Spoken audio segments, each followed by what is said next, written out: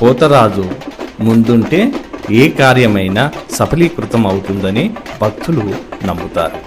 అందుకే పోతరాజు విగ్రహం గుడి ముందు ప్రతిష్ఠిస్తారు. అయితే అది చిన్న రాయి రూపంలో ఉండవచ్చు, లేదా ఒక గుంజ రూపంలో ఉండవచ్చు. ఎదురుగా పోతరాజు లేకుండా గుడి మాత్రం ఉండదు. తెలంగాణ బోనాల పండుగ ఉత్సవాలలో ప్రత్యేక ఆకర్షణగా పోతరాజుల నృత్యాల వీరంగం అంతా ఇంత కాదు. బోనాల ముందుండి నడిపించేది పోతరాజులే. వేడుకలకు ఆరంభకుడు రక్షకుడు పోతరాజే.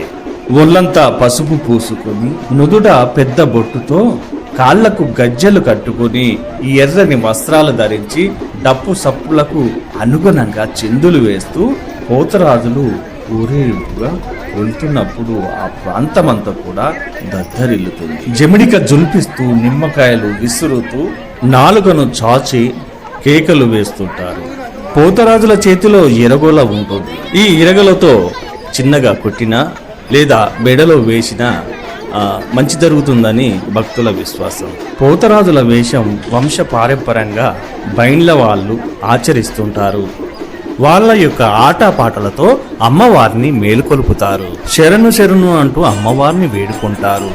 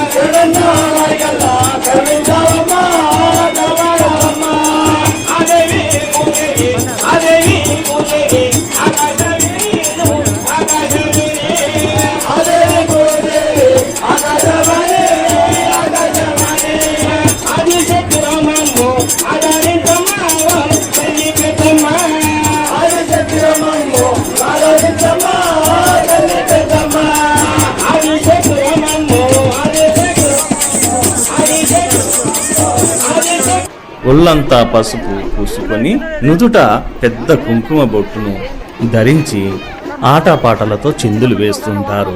కానీ కాలానుగుణంగా మేకప్లు కూడా వేసుకుంటున్నారు.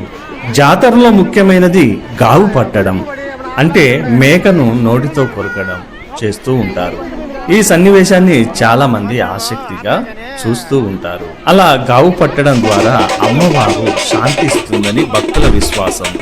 కొందరు జంతు బలి కాకుండా గుమ్మడికాయతో అమ్మవారికి బలి ఇచ్చి శాంతింపజేస్తారు. పోతరాజు గురించి ఎన్నో జానపద